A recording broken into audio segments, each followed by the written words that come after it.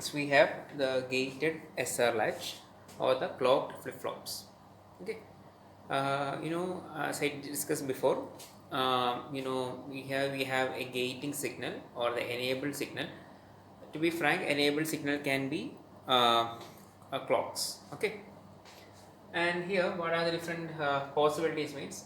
A gated SR latch requires an enable input, that is EN input will be there, and its SR, S and R inputs will control the state of the flip-flop only when the enable is high. Based on the enable only, that particular circuit can work. Okay. When the enable is low, the inputs become ineffective and no change of state can take place. The enable input may be a clock.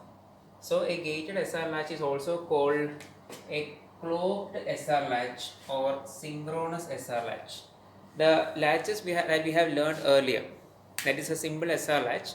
In that case, we can say that it is asynchronous. It is asynchronous in nature. That is, it was completely, the working was based on the inputs. Okay, there was no clock concept. That was an asynchronous case. This is synchronous case. Okay, since this type of flip-flops responds to the changes in inputs only as long as the clock is high, these flip-flops are also called level triggered flip-flops. Level triggered flip-flop. Okay, it works only as long as the clock is high. Please go through.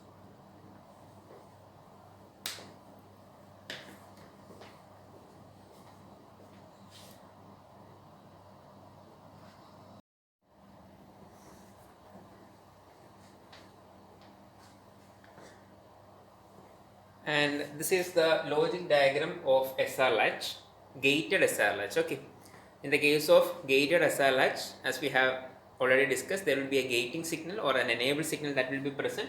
It can be a clock also.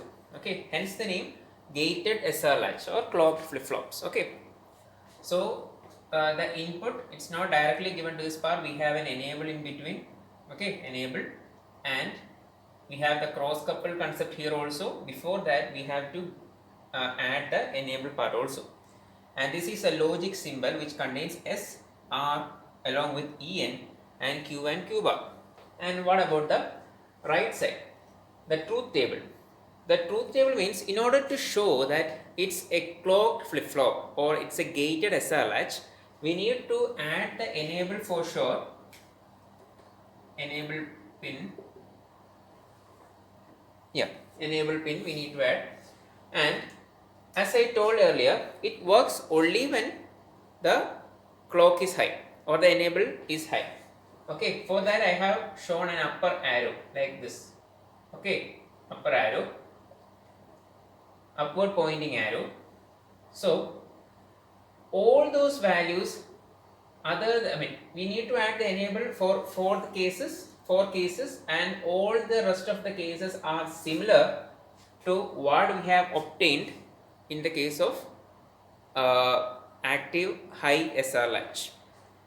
Okay, till here, active high SR latch, what all inputs we got, what all outputs we got, that we have to mark. Okay, in the absence of enable,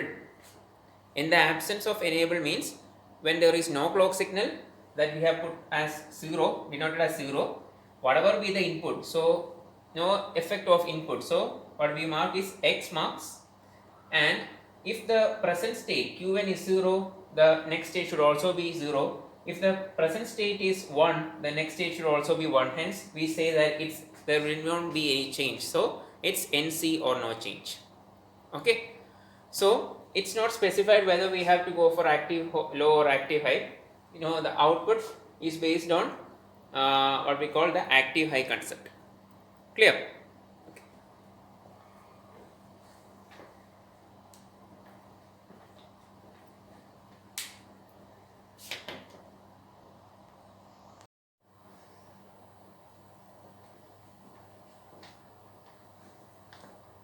The next topic is the gated D latch. Okay, in many applications, as we have we have seen the case of SR latch.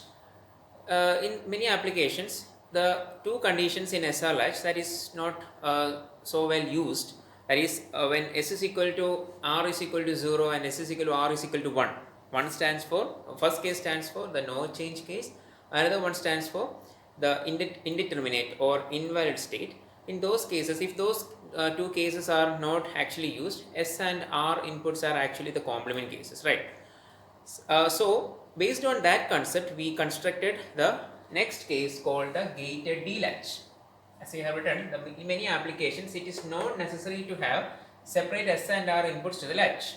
If the input combinations S is equal to R is equal to 0 and S is equal to R is equal to 1 are never needed, the S and R are always complements of each other, right? Because based on that, if that two conditions are removed, there are only two conditions, which stands for, one is for set and other one is for reset. So we construct a latch with a single input S and obtain the R input by inverting it. This single input is labeled D and stands for data, and the device is called D-latch. Okay, the D-latch contains the normal data case and also the inversion case, as we will see in the figure. And also other thing that we need to remember is that there will not be two conditions, one for no change and one for the indeterminate condition, that won't be there. We only focus on the simple case, that is the set and reset condition. So when it also depends upon the enable that we will see in the logic symbol. Okay, enable D along with enable will based on that we will get the output Q and Q bar. Okay, so when the enable is high and based on the value on D, if it's 0, if D has the value 0, then Q will be reset. Okay, output will be 0, and based on when D has the value 1 and enable is high, we will have enable is high and D has the value 1, the output will be set, that is 1. Okay, thus we can say that based on the based on enable, whether it is high or not, if it's high, and based on the data we will get what all is available, what data is available on D input, that will be reflected as the output, that is Q. Okay, and also if enable is low condition, is in low state, that is if it's in 0 condition, it won't work as well. Okay, please go through.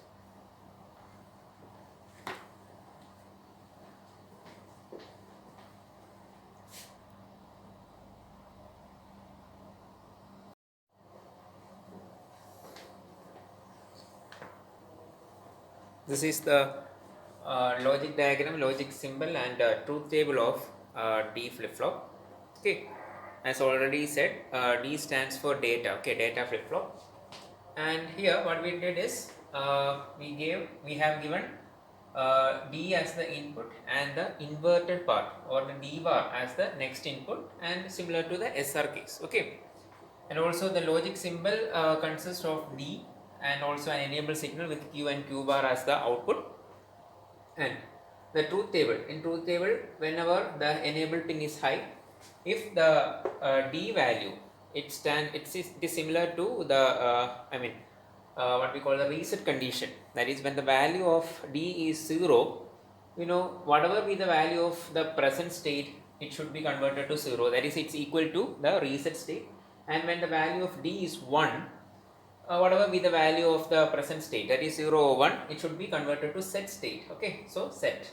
And when there is enable, when there is no enable pin, okay, when it is inactive, the result is whatever be the value of D, what is the value of Qn, that is the present state, it will be there in the next, it will be present as the next state as well. So 0 means 0, 1 means 1, so there will be no change. Okay.